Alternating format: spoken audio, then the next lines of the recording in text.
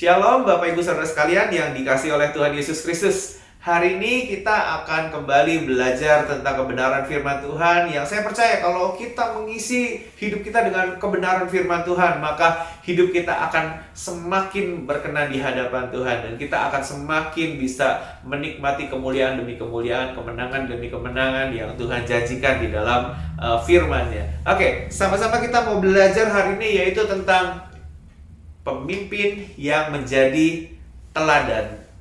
Pemimpin yang menjadi teladan. Itu adalah pembahasan yang akan kita bahas hari ini. Oke, mari sama-sama kita mau lihat dulu sebuah kebenaran firman Tuhan, ya, yang saya mau ambil di dalam 1 Petrus 5 ayat 3. 1 Petrus 5 ayat 3. Demikian bunyi firman Tuhan. Janganlah kamu berbuat seolah-olah kamu mau memerintah atas mereka yang dipercayakan kepadamu. Tetapi hendaklah kamu menjadi teladan bagi kawanan domba itu. Jadi, begini. Kita diizinkan Tuhan misalnya untuk memimpin sebuah departemen, memimpin sekelompok orang di dalam kelompok sel atau mungkin di dalam departemen-departemen yang lain gitu. Nah, kita nih dipercayakan Tuhan, ya kan? Tapi Alkitab berkata bahwa gini, hendaklah kamu jangan seperti mau memerintah gitu atas mereka yang dipercayakan kepada kamu. Tapi hendaklah kita ini yang sudah dipercayakan Tuhan ini menjadi teladan bagi kawanan domba itu. Nah, poin pertama untuk kita menjadi pemimpin yang menjadi teladan adalah, yang pertama adalah gini, bukan memerintah. Ingat, kalau ada bawahan, kalau ada orang-orang yang dipercayakan untuk kita di bawah kepemimpinan kita, ingat selalu di dalam hati kita bahwa ini bukan untuk diperintah, ini bukan untuk melayani kita, ini bukan untuk melayani kebutuhan kita, bukan. Sekali lagi, ini bukan untuk diperintah. Nah, Tuhan minta kita di dalam firman-Nya 1 Petrus 5 ayat 3 tadi itu, hendaklah kita menjadi teladan bagi kawanan domba itu, bagi orang-orang yang dipercayakan kepada kita. Hendaklah kita jadi contoh, hendaklah kita jadi teladan, hendaklah kita jadi patron, jadi role model gitu. Artinya apa? Mereka bisa melihat hidup kita. Mereka bisa lihat apa sih keputusan yang dia ambil. Mereka bisa lihat apa sih keputusan yang kita bisa berikan. Mereka bisa lihat bagaimana cara si pemimpin ini untuk menyelesaikan masalah. Mereka bisa lihat bagaimana si pemimpin ini bertutur kata di dalam tingkah lakunya, di dalam perbuatannya, di dalam kesucian hidupnya. Orang-orang ini bisa melihat. Karena tugas mereka adalah bukan untuk diperintah oleh kita, tapi tugas mereka adalah sebenarnya untuk mengikuti jejak-jejak yang sudah kita taruh. Makanya itu sebagai seorang pemimpin, sekali lagi mesti ketemu nih connection-nya. Kita bukan untuk memerintah mereka. Kita ada di tengah-tengah mereka untuk menjadi teladan, yang artinya kita harus mengerjakan terlebih dahulu sehingga ada jejak yang mereka bisa ikuti, karena bagian mereka adalah mengikuti. Ya, jadi prinsip yang pertama adalah bukan memerintah. Saya kategorikan jadi dua ya. Ada yang pertama adalah tipe organizer. Yang kedua adalah teladan. Nah, kalau organizer itu dia akan mengatur. Kebutuhannya adalah mengatur. Apa yang nggak beres diatur. Apa yang nggak beres itu dibereskan. Gitu. Entah siapa yang mesti membereskan, pokoknya itu mesti beres gitu. Nah, orang-orang yang organizer people itu dia akan mengatur sedemikian rupa supaya tugasnya itu selesai. Ya. Jarang sekali seorang organizer itu dia melihat dari sisi eh, dari sisi people-nya yang mesti mengerjakan. Saya ambil contoh begini aja yang gampang. Seorang organizer, dia akan lebih kepada lebih kepada tugas yang ditaruh di dalam tanggung jawabnya dia. Selama tugas itu beres, dia akan oke, gitu. Nah, dia punya teman-teman, dia punya orang-orang yang akan menjadi orang-orang yang akan bertugas untuk menyelesaikan tanggung jawab ini dan tugas ini. Nah, tipe organizer ini dia akan atur sedemikian rupa, namanya juga organizer. Organize, ngatur gitu ya kan. Organize bagaimana tugas ini bisa selesai.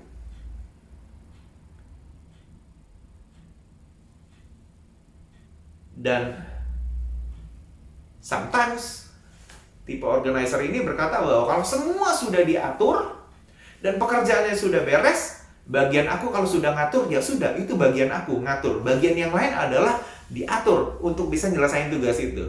Nah, tapi Tuhan nggak minta kita jadi organizer. Karena kalau organizer itu lebih berbicara kepada tugas yang selesai gitu. Tapi kalau kita Tuhan minta kita untuk jadi teladan, jadi pemimpin yang bukan memerintah. Artinya jadi pemimpin yang memberikan teladan. Kalau ada sebuah tanggung jawab, ya, kalau ada sebuah tanggung jawab, Tuhan lebih peduli kepada diri kita sebagai orang yang dipercayakan untuk memimpin orang-orang.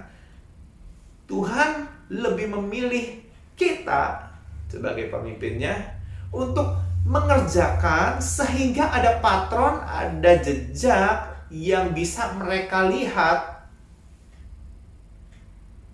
Sekali lagi tujuannya adalah supaya mereka bisa mengikuti. Kalau nggak ada jejak, bagaimana mereka bisa mengikuti? Benar nggak?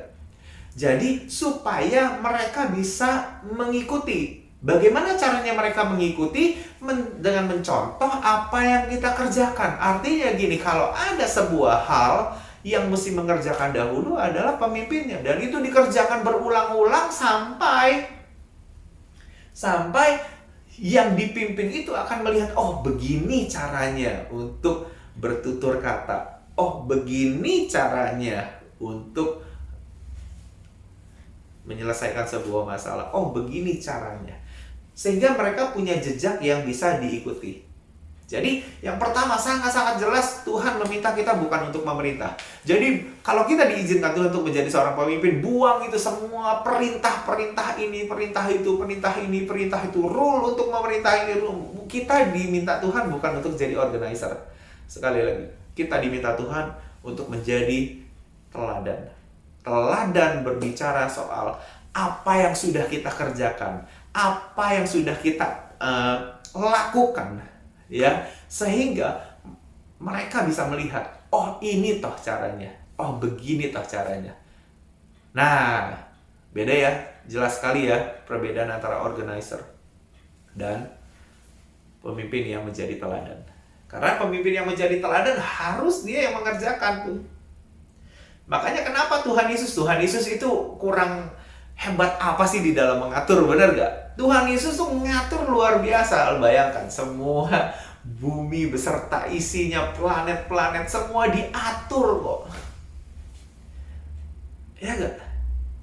Tapi kenapa dia harus turun ke dunia dan memberikan teladan bagi kita? Selama 33,5 tahun dia perform, menunjukkan lewat hidupnya, lewat perkataannya, lewat tingkah lakunya, lewat perbuatannya, lewat kasihnya, lewat kesucian hidupnya.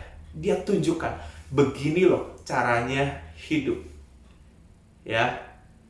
Jadi bukan perintah yang dikeluarkan, tapi Tuhan berkata bahwa ikutilah teladanku. Oke. Yang pertama adalah bukan memerintah, artinya bukan ngatur tok gitu ya, tetapi memberikan teladan. Oke, yang kedua adalah tadi sudah mulai disinggung-singgung sedikit. Yang kedua adalah ada jejak yang jelas.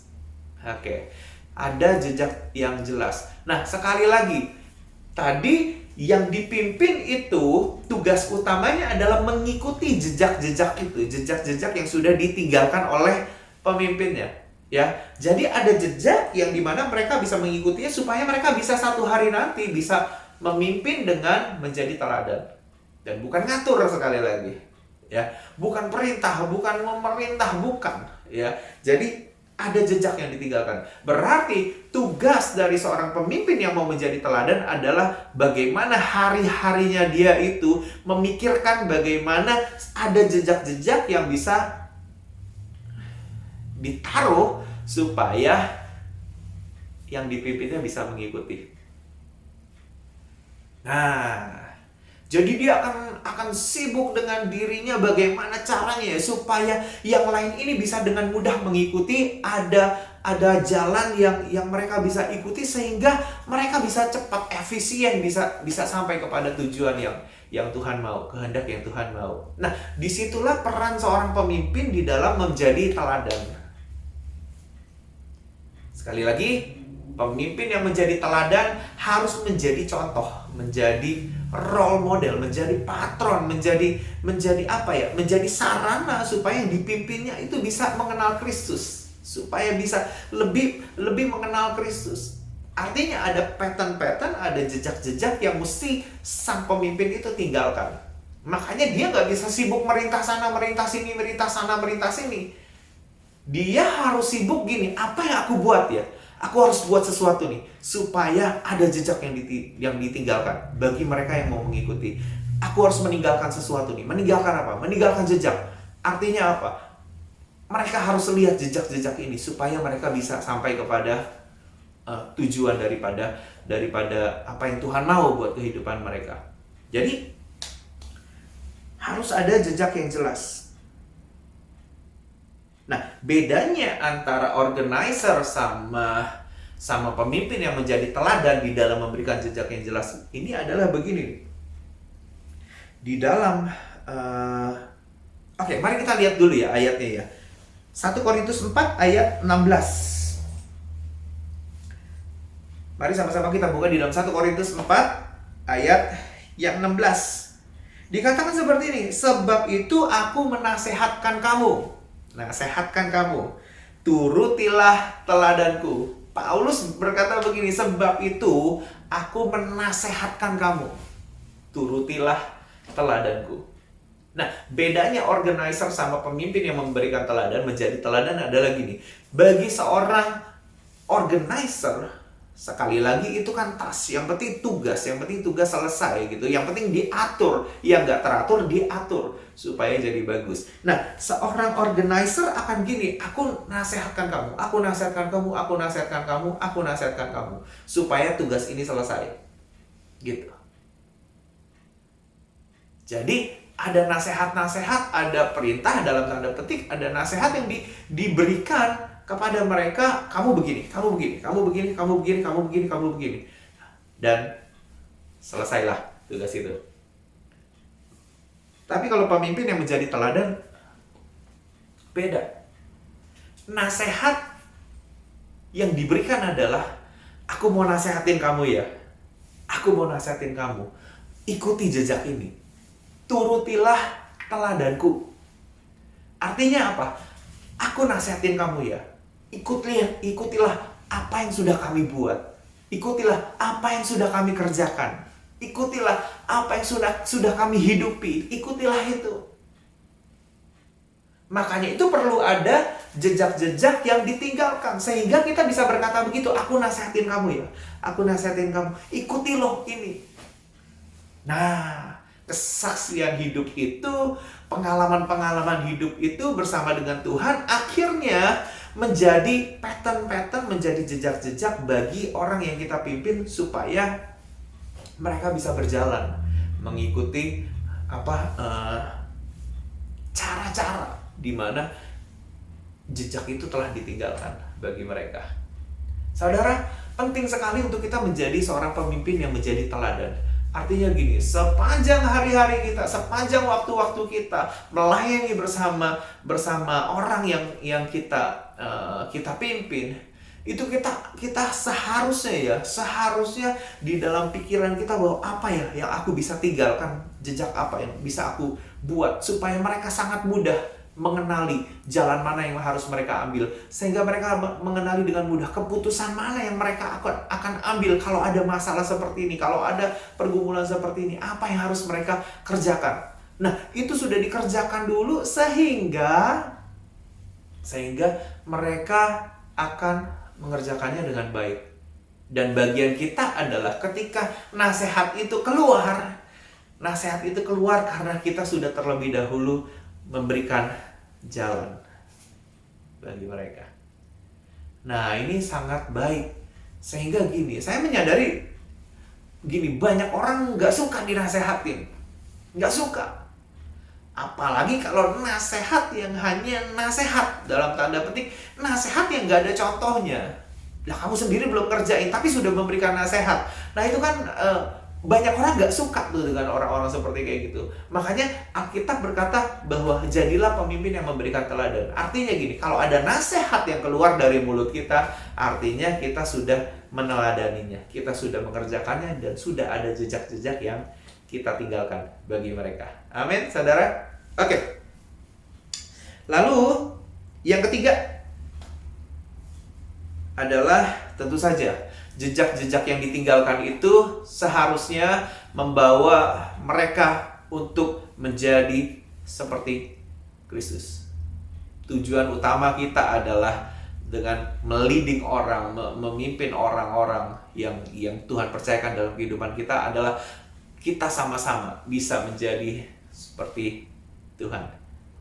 Dalam tanda petik, meneladani apa yang Tuhan kerjakan, menjadi sempurna, didewasakan, disempurnakan di dalam iman, di dalam perbuatan, di dalam tingkah laku kita, disempurnakan sehari demi sehari, terus menerus gitu.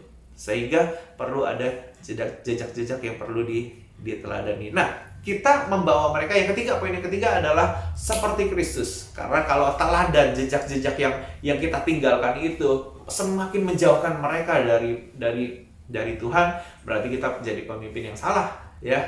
Nah, tapi kalau kita tetap berupaya untuk meninggalkan jejak-jejak, supaya satu hari nanti kita semua bisa menjadi seperti Kristus di dalam cara berpikir, ya, di dalam tingkah laku, di dalam hal mengampuninya, di dalam perkataan, di dalam perbuatan, di dalam apapun juga kita bisa menjadi seperti Kristus. Nah, itu tujuan kita. Nah, Tuhan pasti akan senang dengan kepemimpinan kita.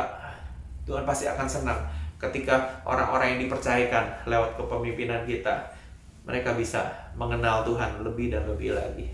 Amin, Bapak Ibu Saudara sekalian. Oke, mari kita buka sebuah ayatnya. 1 Petrus 2 ayat 21. 1 Petrus 2 ayat yang ke-21. Sebab untuk itulah kamu dipanggil, karena Kristus pun telah menderita untuk kamu dan telah meninggalkan teladan bagi kamu, supaya kamu mengikuti jejaknya. Jadi Tuhan Yesus selama 33,5 tahun berada di dunia ini, dia tinggalkan jejak-jejaknya tuh. Bagaimana melayani orang, bagaimana hidup di dalam memperkatakan firman, bagaimana hidup seturut dengan apa yang menjadi perintah Bapa, bagaimana bisa berkorban, bagaimana caranya berdoa, bagaimana caranya untuk menolong orang lain. Tuhan kasih teladan-teladan itu, jejak-jejak itu, dan itu diikuti oleh murid-muridnya. Murid-muridnya memberikan teladan lagi bagi murid-muridnya yang lain lagi. Lalu sampailah kepada kita hari ini, di era kita hari ini. Nah, jejak-jejak teladan yang sudah Tuhan Yesus berikan dalam kehidupan kita bisa lihat dan kita bisa ikuti. Nah, jadilah pemimpin yang mau meninggalkan jejak-jejak yang dimana setiap jejakannya itu adalah jejakan untuk menuju kesempurnaan seperti Tuhan Yesus. Amin. Jadi tinggalkanlah